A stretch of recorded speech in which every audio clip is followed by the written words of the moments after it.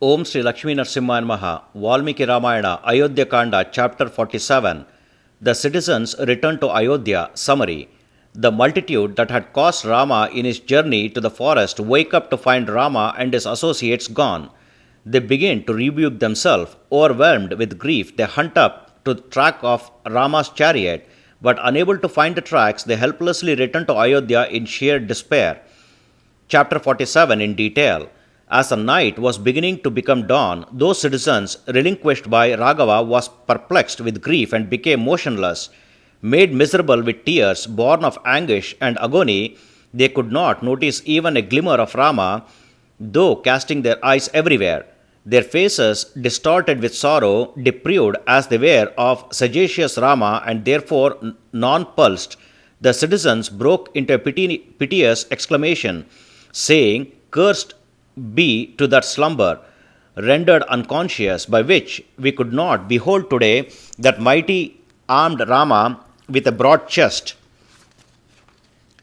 How that Rama, the strong armed, whose actions are never ineffectual, leave for exile, abandoning his devoted citizens? How did the chief of Raghus, who protected us ever like a father, the children born of his loins, could proceed to the forest, leaving us? Let us have recourse to death here itself, or definitely set out for a grand journey to the north with a resolve to die. For what purpose can life be good for us, separated as we are from Rama?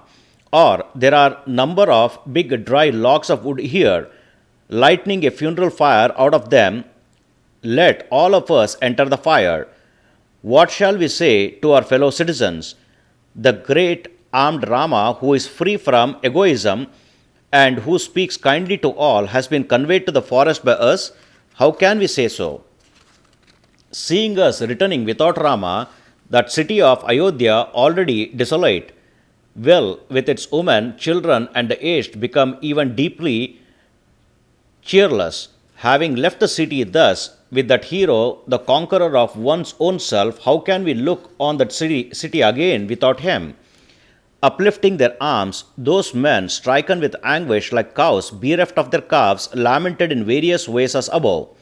Then, proceeding to some distance along the tracks for a while, they were overwhelmed with great despair, again due to sudden disappearance of tracks.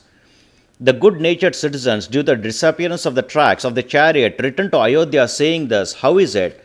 What shall we do? We are afflicted by Providence."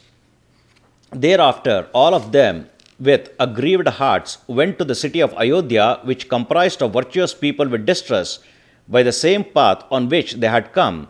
Beholding the city, they shed tears through their eyes, stricken as they were in grief, their minds distressed through cheerlessness. Bereft of Rama, the aforesaid city of Ayodhya was not any more enchanting than a river whose snakes were uplifted from its pool by Garuda. As the sky without the moon, or the sea without the water, these disconcerted men beheld the city from which all the joy had fled.